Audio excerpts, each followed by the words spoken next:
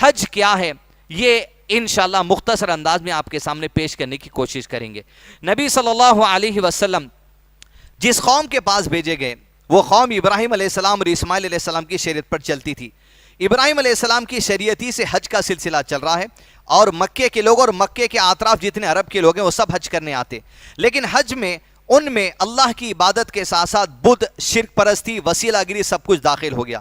نبی صلی اللہ علیہ وسلم کی جب نبوت کا اعلان ہوا تو آپ صلی اللہ علیہ وسلم 13 سال مکے میں رہے، اور اس کے بعد مدینہ ہجرت کرنا پڑا آپ کو حالات کے پیش نظر اللہ کے حکم سے۔ مدینہ جانے کے بعد آپ صلی اللہ علیہ وسلم وہاں 10 سال رہے، مکمل 23 سال آپ کی نبوت کی زندگی ہے، اور 90 سال میں آپ صلی اللہ علیہ وسلم نے ابو بکر صدیق رضی اللہ عنہ کو حج کے احکامات دے کر، حج کے طور طریقے درست کر کر مدینے سے مکہ روانہ کیا، یہ بتانے کے لیے لوگوں کو حج کے طریقے بتا دو، جس میں اول چیز یہ تھی لوگ لنگے ہو کر طواف کرتے تھے۔ انہیں پھر یہ کہا گیا کہ احرام کی حالت میں طواف کرنا ہے، صرف رائٹ شولڈر مرد کا کھلا رہے گا، بس یہ بیسک باتیں۔ عورت کے لیے یہ حصہ اور ہاتھ کا حصہ یہ کھلا رہے گا، لیکن غیر محرم جب سامنے آئے گی وہ اپنے چہرے پر ڈھانپ لے گی۔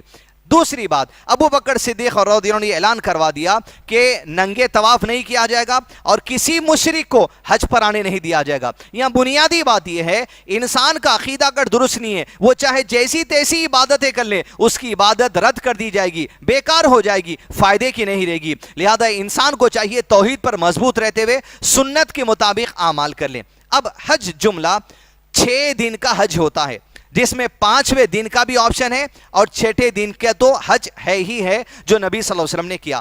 حج کا آغاز ہوتا ہے ذی الحج کے مہینے کی 8 تاریخ کو۔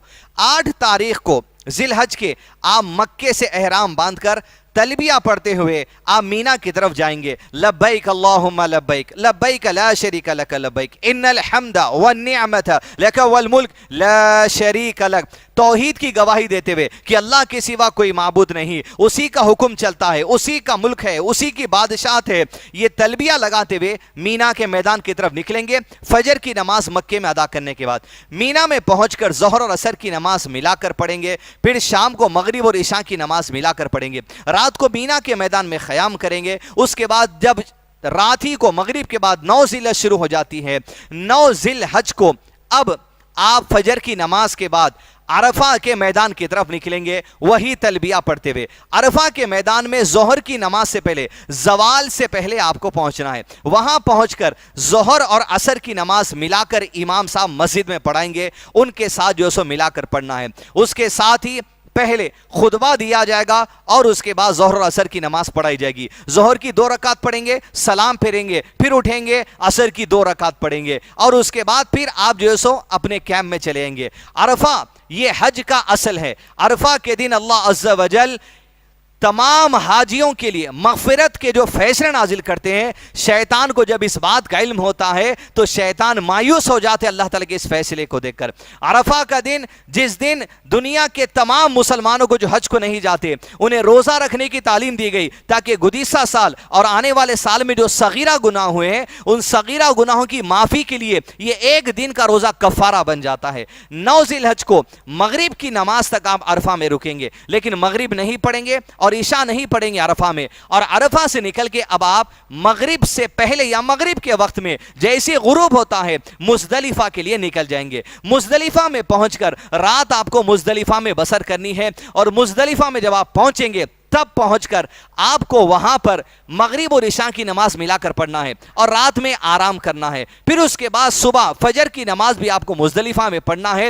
جب 10 ذی الحج شروع ہو جائے گا، اسے یوم النحر کہا جاتا ہے، قربانی کا دن۔ یہ عظیم دن ہے کہ اللہ تعالیٰ کو اس دن قربانی سے زیادہ کوئی دوسرا عمل محبوب نہیں ہے۔ تو فجر کی نماز کے بعد آپ نکلیں گے مزدلفہ سے مینا کے میدان کی طرف۔ مینا میں جب آپ پہنچیں گے وہاں جمرہ ہوتا ہے 1 2 3، وہ نشانیاں جہاں پر ابراہیم علیہ السلام نے کنکری ماری تھی، وہاں ہمیں جا کر پہلے ایک جمرے کو صرف 10 ذی الحجہ کے دن ہمیں کنکری مارنا ہے۔ 7 کنکری ماریں گے، اللہ اکبر اللہ اکبر اللہ اکبر کہتے ہوئے، ہر کنکری مارتے وقت میں اللہ اکبر کہنا ہے۔ یہ تصور نہیں ہونا چاہیے کہ وہ پلڑ شیطان ہے، بلکہ وہ عمل ایسا ہے جس عمل سے شیطان کو चिढ़ होती है, शैतान को तकलीफ होती है। वैसे नबी सल्लल्लाहु अलैहि वसल्लम ने इरशाद फरमा, जब तशहुद पढ़ो तो तशहुद में उंगली की हरकत दो। ये उंगली की हरकत शैतान पर लोहे की मार से भी ज्यादा सख्त है।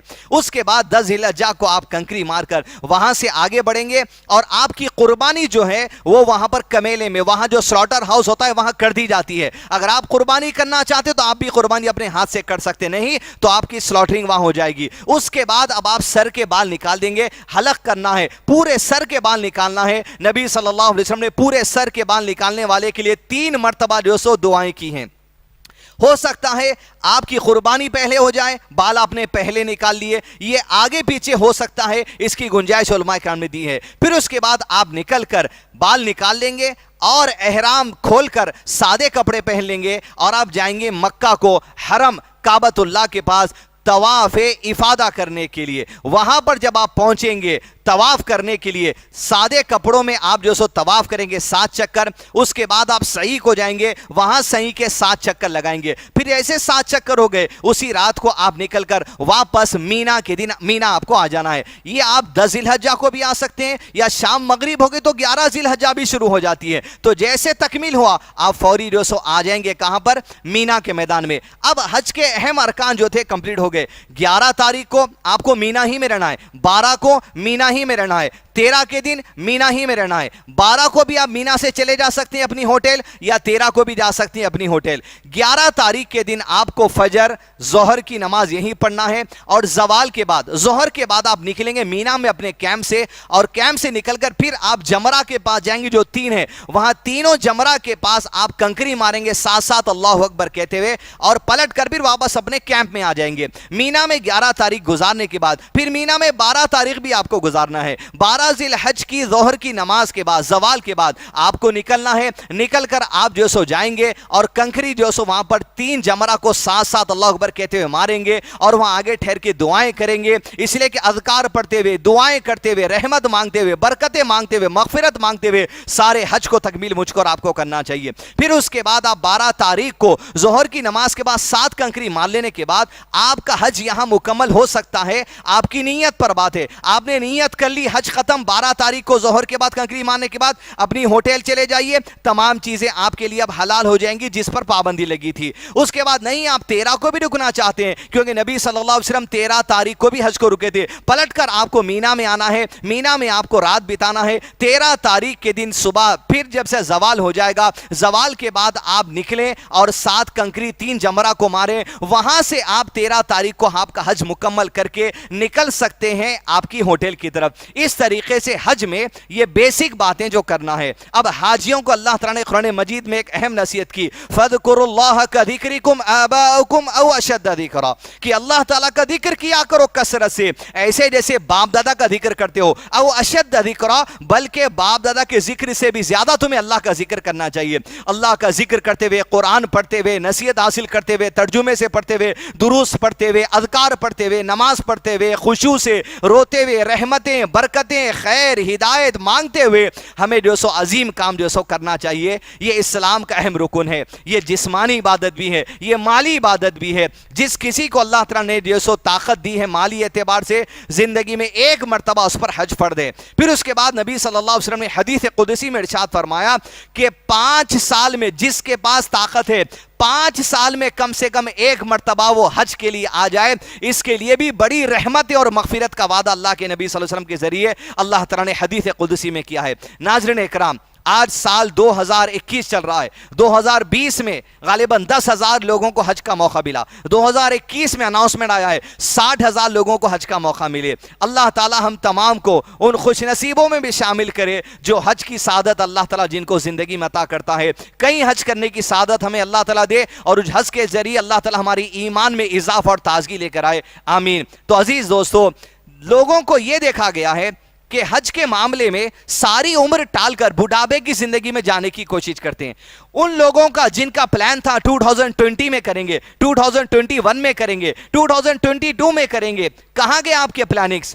जिंदगी के हालात के आ सकते हैं, आप नहीं जा सकते। लॉकडाउन की जो सिचुएशन चल रही है, जाने शाने आपने प्लान किया था इस साल जाएंगे, 2020 में जाएंगे, 2019 में जाएंगे, लेकिन 2 या 3 साल से जो लॉकडाउन की सिचुएशन चल रही है, लोगों के प्लान सारे के सारे फेल हो चुके हैं। लिहाजा دیر نہیں کرنی چاہیے. اللہ تعالیٰ کو جو صحت میں عبادت کی جاتی ہے وہ محبوب ہے, اور یہ عبادت جو آپ صحت میں جوانی میں کر سکتے ہیں بڑھاپے میں لطف نہیں آ سکتا. لہذا یہ جو غلط کانسیپٹ ہے بوڑھے ہوئے تو حج کو جانا, یہ غلط کانسیپٹ ہے. جوانی کے میدان میں آپ جو سو عمر میں نکلیں, آپ کی عبادت کی تازگی الگ رہے گی, آپ کی بھاگ دوڑ کی تازگی الگ رہے گی, اور فائدہ ہی فائدہ ہوگا. یہ حج اسلام کے اہم رکن میں سے, جس نے حج کا انکار کر دیا وہ کافر ہے, یہ بات میں کسی کو شک نہیں ہونا چاہیے. جو حج سے نفرت کرتا ہے وہ بھی کافر ہے, اس میں کسی کو جو سو شک نہیں ہونا چاہیے. لہذا ناظرین کرام, بنیادی باتیں حج سے متعلق آپ کے سامنے رکھی گئی ہیں. السلام علیکم ورحمۃ اللہ وبرکاتہ. رب اشرح لي صدري ويسر لي أمري واحلل عقدة من لساني يفقه قولي. رب اشرح لي صدري ويسر لي أمري واحلل عقدة من لساني يفقه قولي.